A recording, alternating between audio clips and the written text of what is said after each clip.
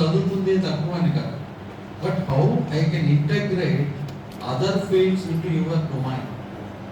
Biotechnology చదివే వాళ్ళు spectroscopy techniques, spectrophotometer ఎలా పనిచేస్తుందో అది కూడా చదువుకోవాలి కదా. అది చదువుకోకుండా నేను బయోటెక్నాలజీ చేస్తానంటే ఎలా అవుతుంది?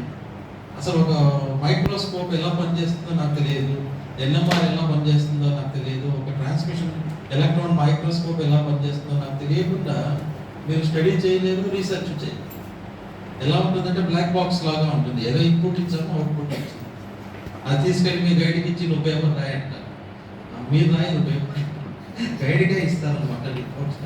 మీరే చూసుకోండి, ఏదో వచ్చింది నేను ఇచ్చేస్తాను. అలా ఉండకూడదు కదా. You have to understand.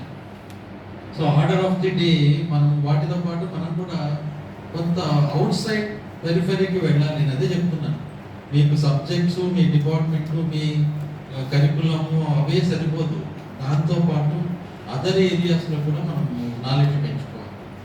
ఇన్నేళ్ళు మనకి ఆల్మోస్ట్ ఇండిపెండెన్స్ వచ్చిన తర్వాత ఒక సింపుల్ ఐసీ ఫ్యాబ్రికేషన్ చేసేటువంటి టెక్నాలజీ మనకు లేదు. ఇప్పటి వరకు చిన్న స్మాల్ ఐసీ కూడా ఇంపోర్ట్ చేసుకుంటూ ఉన్నాం. ఆ technology now you are going to have a fab facility. So it starts అనమాట మ్యానుఫ్యాక్చరింగ్ ఐసీలు ఇక్కడే ఇండియాలో మ్యానుఫ్యాక్చర్ చేసి బయట నుంచి ఇంపోర్ట్ చేసుకోకుండా మనమే తీసుకొని మనమే ఆ టెక్నాలజీ చేసుకొని ఇప్పుడు అంటున్నారు కదా 50,000 ఎంప్లాయ్మెంట్ జాబ్ కావాలి. Youth has to be trained in this. So I request some of you can take at least some post graduate diploma in semiconductor physics or in electronics manufacturing basic courses. అవన్నీ కొన్ని plan చేసి మనం కూడా try చేద్దాం. So thank you for joining all of you.